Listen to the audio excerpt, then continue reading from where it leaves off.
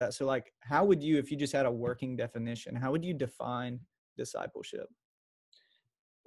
Yeah, that's good. I would define discipleship as uh, spiritually following, or just, yeah, following someone who is spiritually a step ahead of you to become more like Jesus. I think that's pretty as simple as I can get is, yeah, following someone who's spiritually a step ahead of you to become more like Jesus. Uh, every single one of those words is very intentional. And I say following.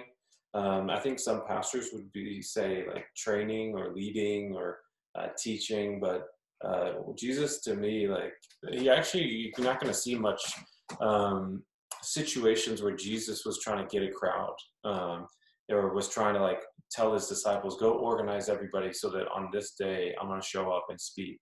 It's very different than how we do church today. Our church is very intentional of like, let's be really good at marketing this new series we're going to do, which is going to be a play on words of some like new cool song that everyone likes, or like we really try to copy culture, convince culture that we're cool, and then hope that they're going to be changed by like us copying them with a little bit of Christ. While Christ was like literally telling people not to tell anyone else about him. Like he was like the worst marketer ever. And I think because he was focused on discipleship, I mean, the biggest example of that is the 5,000.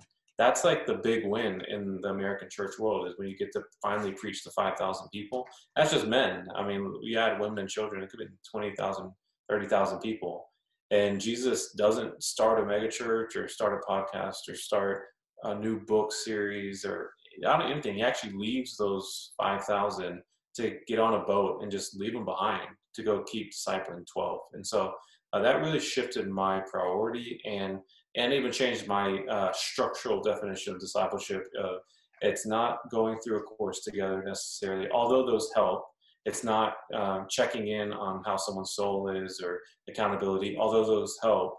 I do think discipleship is are you following someone into their world, into their life?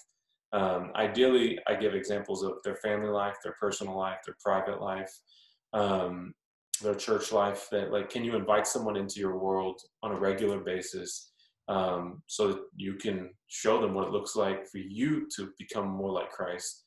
And I think sometimes we put a pressure on ourselves that we think we have to disciple someone to be impressed by what we're doing and then see enough faith in what we're doing and boldness and confidence in what we're doing that they want to be bold and confident too, or they want to love Jesus like we love Jesus. But what Paul did, who loved Jesus probably more than we love Jesus, and who was probably more bold than we're bold and sacrificed more than we sacrifice, even he didn't say become like me. He said become like me as I become like Christ. And so the pressure's off in a lot of ways, that it's just frequently following someone who's spiritually a step ahead of you to become more like Jesus.